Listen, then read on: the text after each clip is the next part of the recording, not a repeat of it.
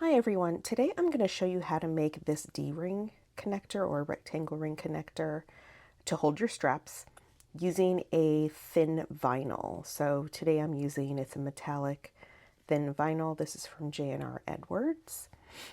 I believe this is called Frankie's foil, if I remember correctly, the name of it. So this is just one way of doing it. I'm sure there's others, but this will minimize the amount of edge paint that you need and help keep the connector really sturdy once you sew it to your bag. So this is what it's going to look like. Okay, so I started by taking this is how thin the vinyl is. I don't know if you can actually see the thickness at all. I think it's going to be hard to show on camera, but it's a pretty thin vinyl. It's metallic that has kind of a felt or like soft backing to it. And what I did was I cut a piece of Decoville Light and I ironed that onto the back. And you'll notice with the Decoville, it is about a 1/16 of an inch smaller all the way around than the connector. It's just so that you don't see any show through once it's folded like this. You don't see, once it's compressed down and sewn on, you will just see the black. You will not see this beige color show through. The other thing that I did when I cut this out is I added these little tabs on the side. So this is for a 1-inch piece of hardware. So across is 1 inch, and then I added another 1/2 inch on each side so that we can, so we don't have raw edges on those sides. So you'll notice on this, there are no raw edges here. It's like folded in. That makes it just a lot easier. And when you do get kind of rub through and stuff from using your bag over time, you're not going to get the potential for the vinyl to split and crack is less. So there's not as much fear of having that happen because your vinyl's too thin in that place. So we ultimately want to get to this. So here's how we do it. I'm just going to use just a regular glue stick. This is just an Elmer's glue stick. This is a Craft Bond. I don't actually know why I have this. I think I just picked up whatever was on sale. So any old glue stick is fine. You can also use Beacon 3-in-1, Fabri-Tac, any of those that you can easily sew through once it's dry. So we're just going to put it on the tabs, and then you're going to fold each edge to the center. And what I like to do is I add 2 clips on each side just to kind of keep it down while it dries.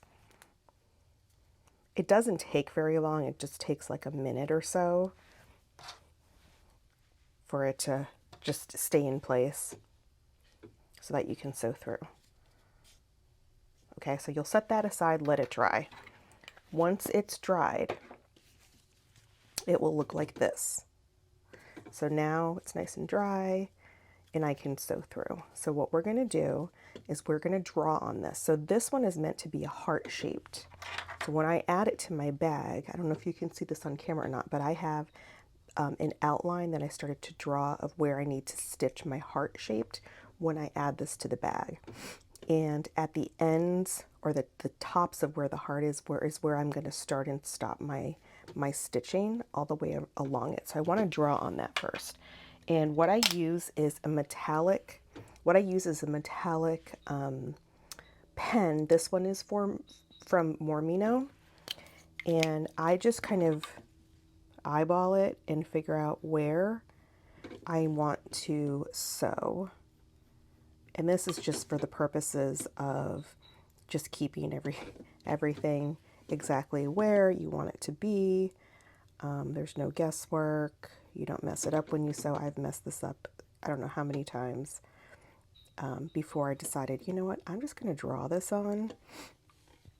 I don't know why I just drew it on both sides, but you really only need one side. I guess we'll see which side we like better, and that's the side we're going to go with when we ultimately stitch all of this together. So go ahead and then, start your stitching kind of at the top of where you drew the heart to the top of the other side, and then again from this side, the top to the top of the heart there. So it's about 1/8 of an inch away from the edge is where we're going to sew. Do not back stitch. So you're going to want long tails when you do this. So I like to just kind of pull them out. And I use a 4.5mm stitch length. I have a Juki TL18, so if that means anything to anyone, I think it's going to vary by machine what your stitch length, what your preferred stitch length will be for top stitching.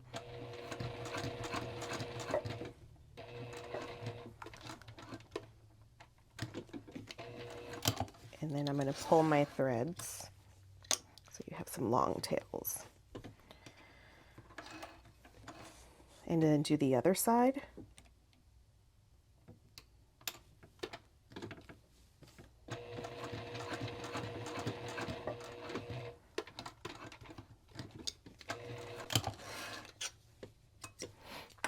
So this is what it should look like. So we have threads here and threads here. Turn it to the back and just pull the long thread until you have a loop that comes up, and pull the front thread to the back. That's how you get it to the back side. And then we're going to tie these off. So I'm just going to tie these using a triple knot, and then I'm going to snip.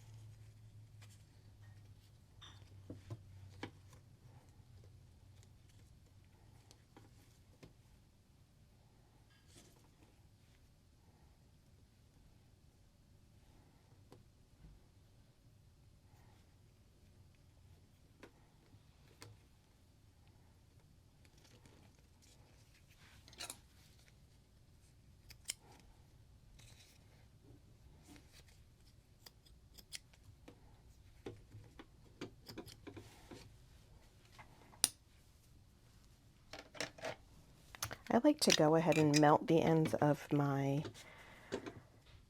threads just to further secure the threads down. I use a Beadsmith Thread Zap 2.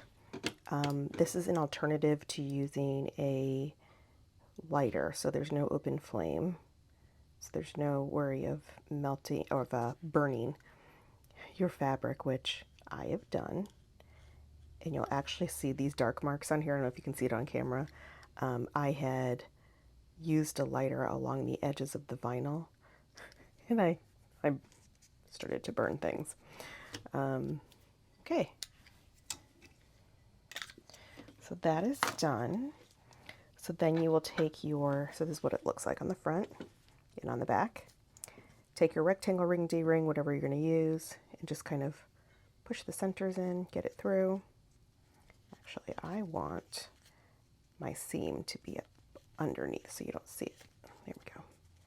And then you'll just fold it in half. Now, before you fold it, I like to either use double-sided tape or glue, just in small pieces, just to keep things in place so that when I'm sewing it down, it just stays together. So just keep it out of your seam allowance so you don't sew over the tape.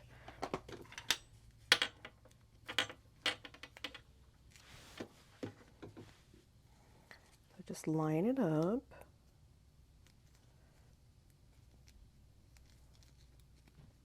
Try not to smudge your little drawing, which I think I did. And then there you go. So there it is. So what you'll do now is you will I like to tape it to my bag wherever I want to place the connector, and then I just stitch along the edge here of my heart shape, and that's my heart connector. So I hope that helps when, and I think this can be used for any shape of a connector. This is the method that I like to use. There are others out there, of course, but I wanted to show you what you could possibly do with some thinner vinyl to make it a little more sturdy so it doesn't rip on you over time, and you can have a nice strong connector. Of course, this method really doesn't need to be used with anything that's like a thicker vinyl. This is more meant for those thinner vinyls that are out there that are just really pretty, and that you just want to make a little more secure. So again, I hope that helps you, and I look forward to seeing your connectors. Make sure you like this video and subscribe to my channel. I will try to post some more kind of quick how-to videos like this one. If you have any thoughts on other videos that you want to see from me, definitely leave those in the comments. Until then, have a good day. Bye.